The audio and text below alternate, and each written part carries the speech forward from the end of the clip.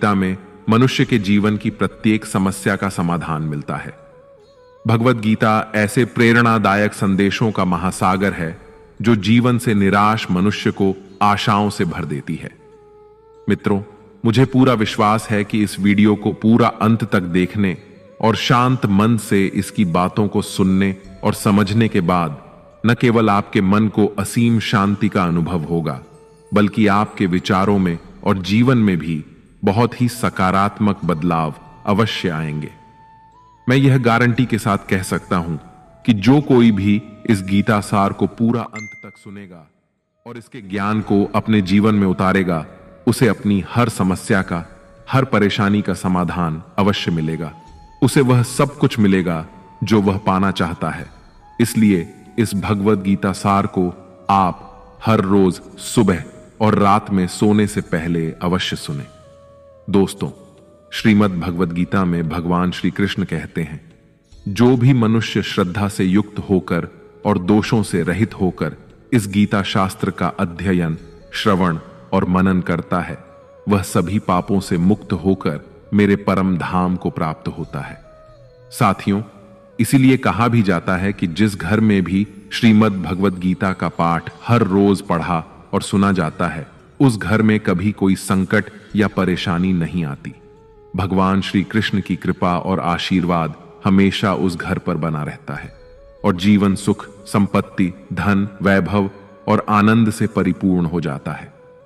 मित्रों, कुरुक्षेत्र की युद्ध भूमि में हुए महाभारत के भीषण युद्ध के प्रारंभ में ही अर्जुन युद्ध भूमि में अपने चारों तरफ युद्ध की इच्छा से आए हुए अपने परिजनों, भाई बंधुओं और गुरुजनों को देखकर घबरा जाता है, निराश और हताश हो जाता है और बहुत ही दुखी होकर वह श्री कृष्ण के समक्ष अपने दुख और दुविधा को प्रकट करता है।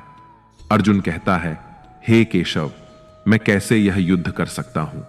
इस युद्ध भूमि में युद्ध के लिए एकत्रित हुए ये सब तो मेरे अपने ही हैं। मैं कैसे पितामह भीष्म और गुरु द्रोणाचार्य से युद्ध करूंगा, क्योंकि ये दोनों तो मेरे पूजनीय गुरुदेव हैं। इसलिए इन गुरुजनों को मारने से तो अच्छा है मैं भिक्षा मांगकर जीवन यापन करूं। हे मधुसूदन, जिन कौरवों से मैं युद्ध करने जा रहा हूं, वे सब धृतराष्ट्र के पुत्र मेरे भाई ही तो हैं, मेरे अपने ही हैं। इन सबको मारने से तो अच्छा है कि मैं सन्यासी बन जाऊं। अगर यह युद्ध हुआ तो करोड़ों लोग मारे जाएंगे। जो सैनिक और योद्धा इस युद्ध में मारे जाएंगे, उनकी स्त्रियों का क्या होगा? नहीं कृष्ण, मैं यह युद्ध नहीं कर सकता। अपने ही कुल का विनाश करके मैं कैसे सुखी हो सकता हूं? हे कृष्ण, मुझे कुछ समझ नहीं आ रहा है।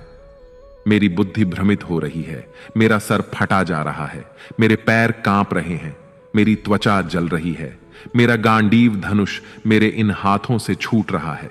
हे कृष्ण, मेरा मार्गदर्शन करो, मुझे ज्ञान दो, मुझे बताओ कि मैं क्या करूं। अर्जुन की इस दयनीय अवस्था को देखकर भगवान श्री कृष्ण ने श्रीमद् भगवत गीता का वो दिव्य और अलौकिक ज्ञान अर्जुन को दिया, जो न केवल अर्जुन के लिए बल्कि हजारों वर्षों से संपूर्ण मानव जाति के लिए और आज के आधुनिक युग में भी प्रत्येक मनुष्य के लिए मार्गदर्शन